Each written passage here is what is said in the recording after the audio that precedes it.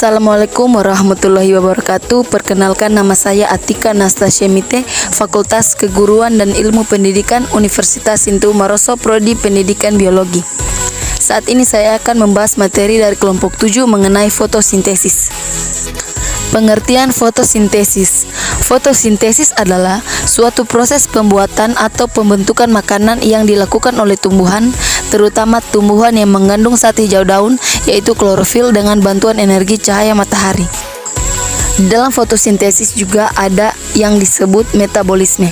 Metabolisme berasal dari bahasa Yunani, yaitu metabolismos, yang berarti perubahan. Sebagaimana asal namanya, metabolisme merupakan semua reaksi kimia yang terjadi dalam organisme, termasuk pada tingkat sel. Adapun metabolisme memiliki beberapa tujuan, yaitu yang pertama, konversi makanan menjadi energi untuk melakukan proses seluler.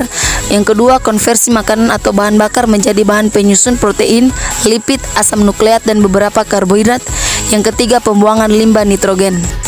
Tidak hanya itu, metabolisme memiliki juga fungsi, yaitu sebagai berikut: 1.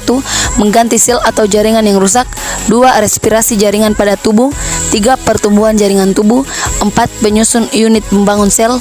5. Menghasilkan energi dari perubahan zat-zat makanan yang ada pada tubuh. Proses metabolisme pada makhluk hidup terdiri atas 3 bagian, yaitu metabolisme karbohidrat, metabolisme lemak, dan metabolisme protein.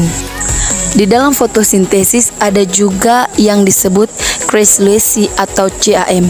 CAM merupakan singkatan dari Krebs-Lewis acid metabolis, adalah tumbuhan yang ada di daerah kering.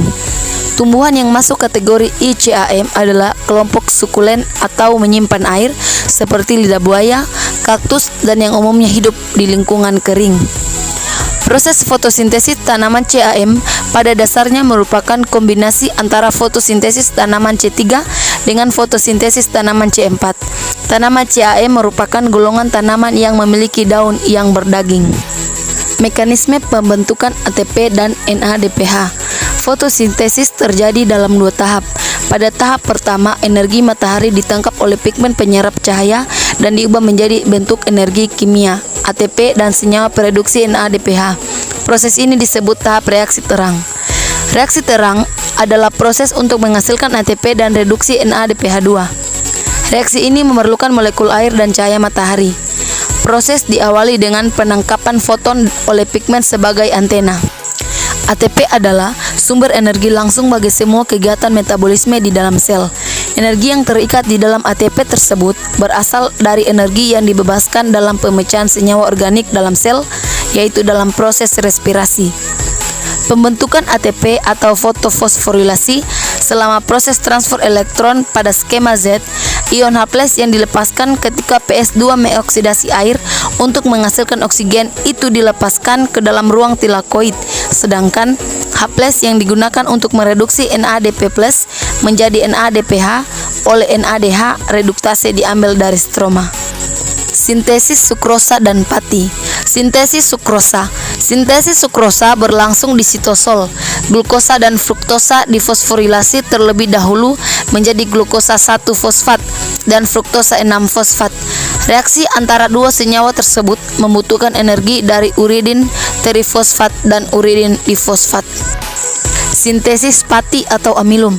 Sintesis pati dibentuk di kloroplas dan disimpan sebagai amiloplas dalam satu atau beberapa butir plastid.